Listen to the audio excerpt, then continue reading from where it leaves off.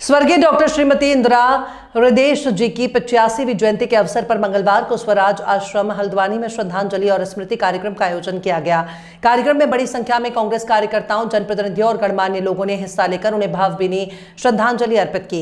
इस अवसर पर वक्ताओं ने स्वर्गीय इंदिरा हृदयेश जी के राजनीतिक जीवन और समाज के प्रति उनके अतुलनीय योगदान को याद किया। उन्होंने कहा कि इंदिरा हृदयेश जी ने हमेशा जनसेवा को प्राथमिकता दी और अपने कार्यकाल में प्रदेश के विकास के लिए कई महत्वपूर्ण कार्य किए। उनका व्यक्तित्व और कृतित्व आज भी लोगों के लिए प्रेरणा स्रोत है। कार्यक्रम में नेता प्रतिपक्ष यशपाल आर्या और हल्द्वानी विधायक सुमित हृदयेश की गरिमामय उपस्थिति रही। दोनों नेताओं ने अपने संबोधन में स्वर्गीय हृदयेश के संघर्षशील जीवन और जनता के प्रति उनकी समर्पित भावना को याद करते हुए कहा कि उनके आदर्शों पर चलकर ही समाज और प्रदेश को आगे बढ़ाया जा सकता है। इस दौरान कार्यकर्ताओं ने पुष्पांजलि अर्पित कर उन्हें श्रद्धांजलि दी और उनके दिखाए मार्ग पर चलने का संकल्प लिया। कार्यक्रम का आयोजन जिला कांग्रेस और महानगर कांग्रेस के तत्वाधान में किया गया। देखिए, आज हमारी दीदी इंदिरा जी की 50वीं वर्षगांठ है और निश्चित रूप से उत्तराखंड के विकास में, उत्तराखंड के सर्वांगीण विकास में उनका एक अविस्मरणीय योगदान रहा है और वह संसदीय परंपराओं की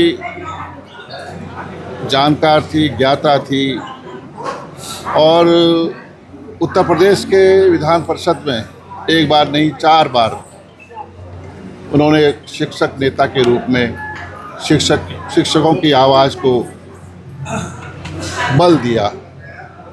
एक प्रखर वक्ता, एक साहसी महिला और दृढ़ता के साथ, मजबूती के साथ जनता की आवाज़ को बल देने वाली नेता बहुत कम देखने को मिलती हैं। निश्चित रूप से आज भी और आने वाले दशकों तक इंदिरा जी हम सब का जो उनका जीवन व्रत है, जो उनका व्यक्तित्व है, जो उनका कृतित्व है, हमें प्रेरणा देगा। और निश्चित रूप से मेरा मानना है कि इंदिरा जी के पद चिन्हों पर चलते हुए जो कांग्रेस और देश को, प्रदेश को आगे बढ़ाने में सभी की भूमिका निश्चित रूप से महत्वपूर्ण होगी, ऐसा मेरा विश्वास है। यशपाल जी, अब देखिए, स्पष्ट हो चुका है कि हमने कहा नहीं, सरकार तो चलाना तो अभी को आता है। इनका तो हमेशा विपक्ष में रहा है, इनका भूमिका विपक्ष की भूमिका है। आज उत्तराखंड में भी सरकार जो बनी है उसमें हमारे जो 7 मंत्री बने हैं कांग्रेस पृष्ठभूमि के हैं।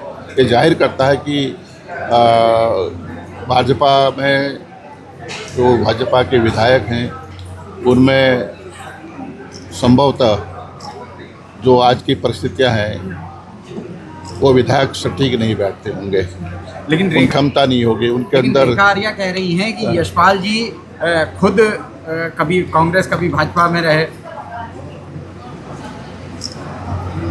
अब मैं उनकी पृष्ठभूमि, व्यक्तिगत रूप से उनकी जो पृष्ठभूमि है, जो उनका परिवार है, मैं उस बारे में कोई टिप्पणी नहीं करना चाहता हूँ। सब जग जाहिर है किसका क्या भूमिका है। वो भी कांग्रेस पृष्ठभूमि में रही है। सबसे पहले हमने उनको टिकट दिया, सोमेश्वर में स्थापित हमने ही किया है।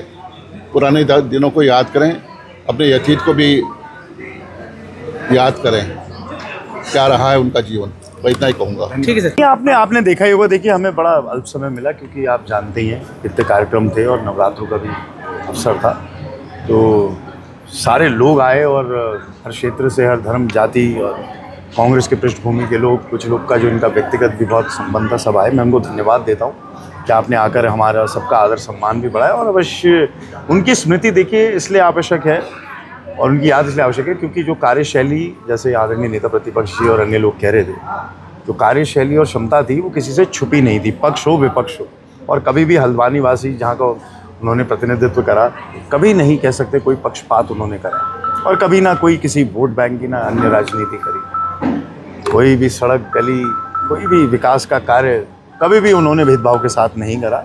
और आज की राजनीति में जो भेदभाव और ये कटाक्ष और ये घृणा आ चुकी है, अवश्य उनके जो बताए हुए रास्ते हैं उससे विपरीत हैं। उनका बताया हुआ जो रास्ता है वो प्यार, सद्भाव का और विकास केंद्रित है, सामाजिक सरोकार का है। अवश्य इस रास्ते पे हम सबको चलना चाहिए। Thank you. देखिए, इसमें कोई डाउट नहीं, भेद मतभेद ज़रूर अपनी जगह पर हैं, लेकिन इंदिरा जी अपने आप में एक बहुत स्ट्रॉन्ग और एडमिनिस्ट्रेटिव क्वालिटी वाली लीडर थी।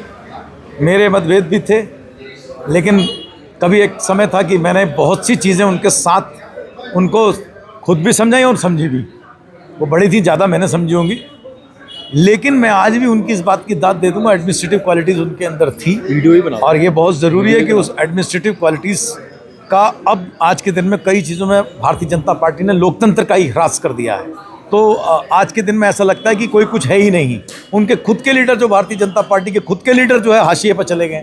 तो ज़रूरत इस बात की है, लोकतंत्र को मजबूती से सामने आना चाहिए। लोकतंत्र मतलब नेताओं को सामने आना चाहिए। हमने कुछ सीखना चाहिए पलट करके, और उसको ज़ाती अपनी ज़िंदगी के अंदर उसको इस्तेमाल करना चाहिए कि कैसे लोकतंत्र स्थापित किया जाए पुनः प्रदेश के अंदर, कैसे बदलाव हो इस प्रदेश के अंदर।